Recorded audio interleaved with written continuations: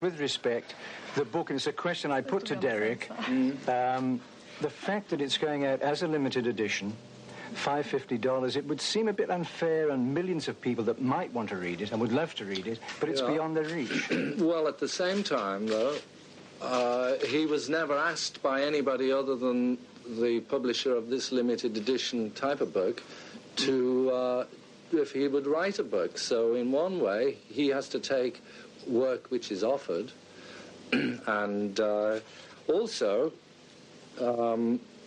there's another reason, is that I did a book for Genesis which we did a limited edition of 2000, and I had the same sort of trouble where they were saying, well, what about the kids who can't afford that?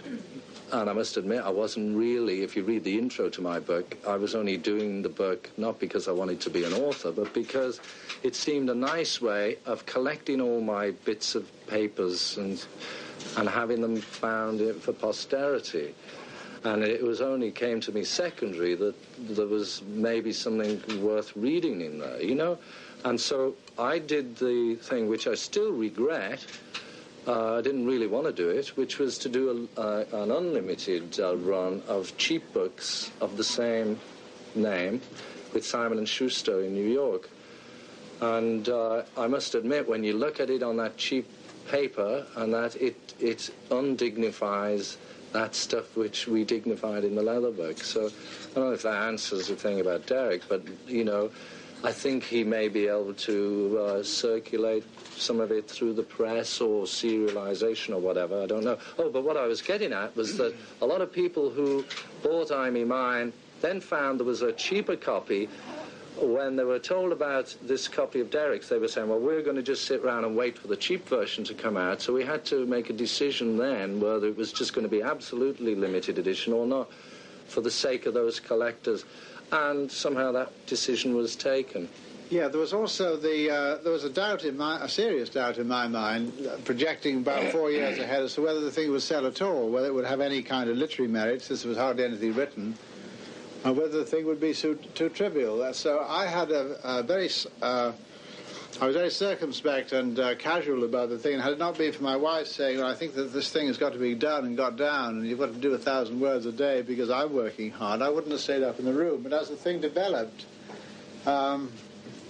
it became clear to me that we would have something here that would move. And when it was finished, I realized we had a real book, but I couldn't honestly see it as a bestseller in a trade edition, because it's a social history, really, with very special drawings of buildings that have gone in a little village, many thousands of miles from here, pictures of theatres in Liverpool, which nobody cares about anymore, but in a limited edition, they have some kind of meaning and some kind of coherence. I don't know, they look right on the page. And I was actually taken to lunch by a publisher who did Brian Epstein's autobiography, which is where I came into this lot from newspapers. I came to books as a ghostwriter. And he took me to lunch with a big smile in 78. He said, you realise no one's going to know what you have to say after you did a book in 1973. Which I did do, you know, and I was drinking a lot. There was a real good us and them book about the 60s. There were those who were going to get high and change the world, and there were those who were going to try and oppose them. It looks as if the latter won.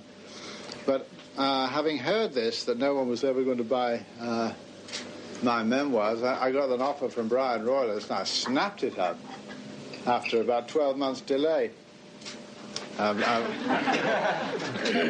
I snapped it up for a minute, told him I'd do it, then got cold feet, because I think an awful lot of newspaper reporters have a problem finishing a book. I read that, I found that to be the case, because it's so long, and then it has to be rewritten. You've got no sub, except George, who's more generous perhaps than he should have been. He's left in some quite interesting cul-de-sacs in the early days and later years. So one way and another, that's sort of a long way of answering the question. George, what were the difficulties of being an editor of pretty well your own story? Well, I think the most difficult thing with Derek's book, first of all, I wanted him to write not purely about the 60s and early 70s, I wanted him to write about his life too, which obviously commercially people aren't interested in what school he went to and how he got a job working in different newspapers and stuff. But I thought it's important that he write a book that is about himself, primarily, and then it just happens to incorporate that period which maybe he was more well known for. So having talked him into doing it with that approach, the difficulty for me was because how can I then edit something which I wasn't a part of? It's easy for me to edit and interrupt his book when it comes down to where I entered his life up until now.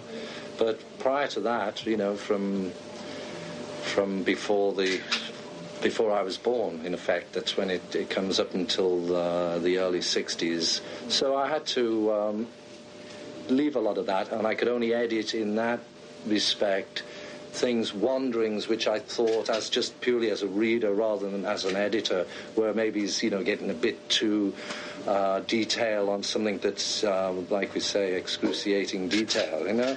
So did you collect the trivia? There's a lot of trivia. There's a couple of bits and pieces of mine. I helped contribute a few things, a few photographs here and there and stuff, but, you know, mainly it's Derek's.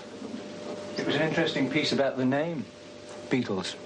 Contributed that. Exactly, like, for instance, that type of stuff only comes about when, you know, there's two of you together, because I would have never really have thought about that unless, you know, we were in that situation. What was that story again, George?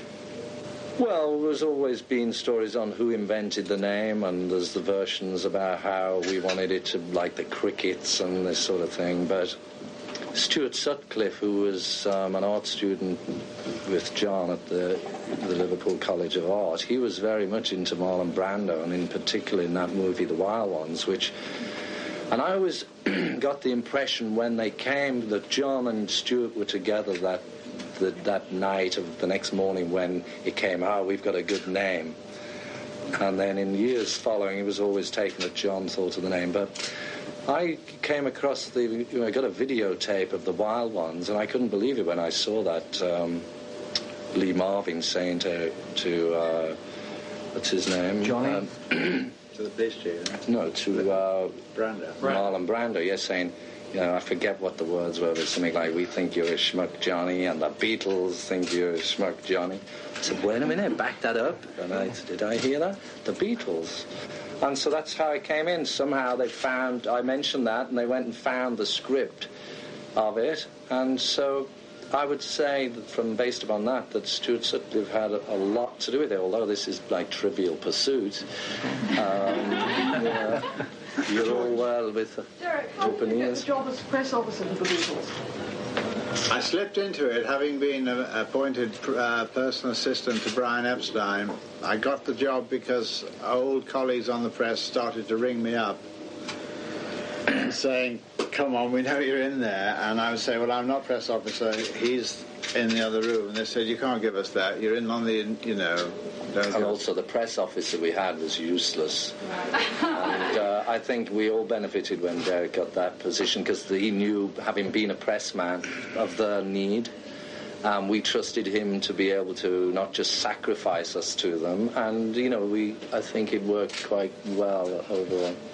It was quite if there hadn't been a volume of press it was actually a comfortable job, and I did enjoy it. I was almost entirely a newspaper man through that period in my mind, although I had certain duties and responsibilities. So I felt, not only a sort of duty, but also a compassion for the individuals in this mass who were coming at us. They all had, everybody had a separate and competitive need, which I understood and tried to meet, but it was very difficult. But it was a pleasure also, because it was a good gang, wasn't it? Yeah, I had fun. Gary, how much has the press changed in that 20 years? I don't know. I honestly don't know. George, just to get off the point a little bit, there was some talk before John Lennon's death, and many reports that the Beatles could get back together again. Was there any other chance of that? No, doubted it. I mean, the music business has a lot of nice people, and so does, it's much more has much more of a killer instinct than even the record business because, movies away from the business side of the movies, and I've fortunately got my partner who's my business manager is the one who has to do business with those people.